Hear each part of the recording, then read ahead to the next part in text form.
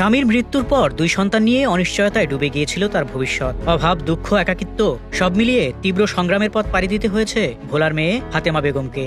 সেই আধার ভেদ করেই 2009 সালে কাজের খোঁজে ঢাকায় আসেন। এক আত্মীয়ের মাধ্যমে সাবেক প্রধানমন্ত্রী ও বিএনপি চেয়ারপারসন বেগম খালেদা জিয়ার নিত্যসঙ্গী হয়ে ওঠেন।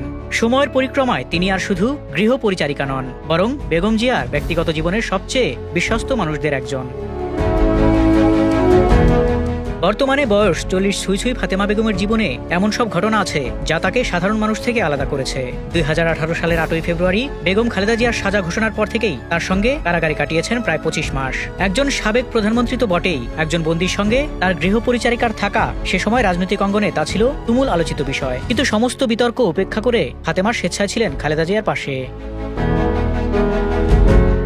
রাজনৈতিক প্রতিকূলতার সময়ও খালেদা জিয়ার পাশে দেখা গেছে তাকে। তত্ত্বাবধায়ক সরকার ব্যবস্থার দাবিতে 2013 সালের 29শে ডিসেম্বর গুলশান কার্যালয়ের বাইরে আটক অবস্থায়ও পতাকা হাতে দাঁড়িয়েছিলেন ফাতেমা। 2015 সালে দলীয় কার্যালয়ে টানা 92 দিনের অবস্থান কর্মসূচিতে তিনি ছিলেন খালেদা জিয়ার সার্বক্ষণিক সঙ্গী। এমনকি খালেদা জিয়া যখন উন্নত চিকিৎসার জন্য লন্ডনে গিয়েছিলেন, তখনও সফরসঙ্গী হিসেবে বিদেশ পর্যন্ত গেছেন এই সাধারণ নারী। ভোলা সদর উপজেলার কাছিয়া ইউনিয়নের 1 নম্বর ওয়ার্ডের বেরিবাদ সংলগ্ন শাহমাদার গ্রামে জন্ম ফাতেমা বেগমের। বাবা রফিজুল হক ও মা মালিকা বেগমের 5 সন্তানের মধ্যে তিনি সবার বড়।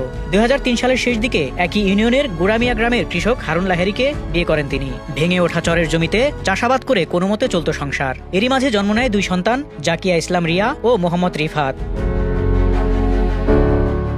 হঠাৎ স্বামী নানা রোগে আক্রান্ত হয়ে পড়লে অভাবের সংসারে তার চিকিৎসা সম্ভব হয়নি। 2008 সালের শুরুতে মাত্র 2 বছরের রিফাতকে রেখে মারা যান হারুন লাহারি। সেই মুহূর্ত থেকে শুরু হয় ফাতেমার সংগ্রাম। 2 শিশুকে মানুষ করার লড়াই তাকে ঢাকায় নিয়ে আসে 2009 সালে। আর সেখানেই ভাগ্যের মোড় ঘুরিয়ে দেয় খালেদা জিয়ার বাসভবনের কাজ।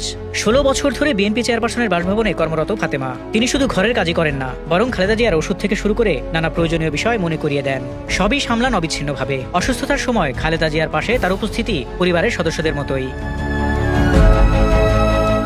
ফাতেমা বেগম খালেদা জিয়ার গৃহ পরিচারিকা হওয়ায় চরম হয়রানির শিকার হয় তার পরিবার। কয়েক বছর আগে ঢাকার খিলগাঁওয়ের ভূয়াপাড়ায় চায়ের দোকান চালাতেন তার বাবা রফিজুল হক। পরিবারের অভিযোগ, আওয়ামী লীগ, যুবলীগ ও ছাত্রলীগের স্থানীয় নেতাকর্মীরা 2 দফা হামলা চালিয়ে দোকানটি গুড়িয়ে দেয়। মেয়ে খালেদা জিয়ার কাছে কাজ করে, এই পরিচয়ই হয়ে দাঁড়ায় তার বাবার উপর নির্যাতনের কারণ। পরবর্তীতে নিরাপত্তার জন্য তিনি ভোলায় ফিরে যেতে বাধ্য হন। ফাতেমার বাবা রফিজুল হক বলেন, মেয়ে খালেদা জিয়ার কাছে আছে বলেই আমাকে অনেক নির্যাতন সহ্য করতে হয়েছে। পরিচয় লুকিয়ে দীর্ঘদিন কাজ করেছি, বেকারও ছিলাম।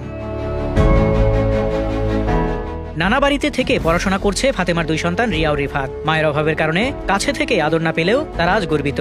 ওরা বলে, আমাদের আম্মু মানুষের কষ্ট সহ্য করে আমাদের ভবিষ্যতের জন্য কাজ করতে ঢাকায় গেছেন। সাবেক প্রধানমন্ত্রীর সেবা করতে পারছেন, এটা আমাদের জন্য গর্বের। তারা তাদের মায়ের জন্য আর খালেদা জিয়ার সুস্থতার জন্য দোয়া করেন। স্থানীয়রা বলেন, ভালোবাসা ও আনুগত্যের কারণে ফাতেমা বেগম জিয়ার পরিবারের কাছে বিশেষভাবে প্রিয়। তার এই সততা ও নিবেদিত প্রাণ সেবায় গর্বিত তার গ্রামের মানুষ। তার পরিবারের ব্যাপারে বিএনপির সাবেক 2 জন সংসদ সদস্য সহ বেশ কয়েকজন কেন্দ্রীয় নেতাই খোঁজখবর রাখেন। তারাই ফাতেমাকে খালেদা জিয়ার বাসায় কাজের সুযোগ করে দিয়েছিলেন। খালেদা জিয়া অবরুদ্ধ থাকার সময় গুলশান কার্যালয়ে ফাতেমার সঙ্গে কথা হয়েছিল কয়েকজন সাংবাদিকেরও। খুবই স্বল্পভাষী এই নারী শুধু বলেছিলেন, আমি ম্যাডামের সঙ্গে অনেক দেশে গেছি, ম্যাডামের সেবা করতে পারি, এর চেয়ে বেশি কিছু চাওয়ার কি আছে। ম্যাডাম তার পরিবারেরই অংশ মনে করেন আমাকে, ভাইয়া ভাবিরাও আমাকে খুব ভালোবাসেন।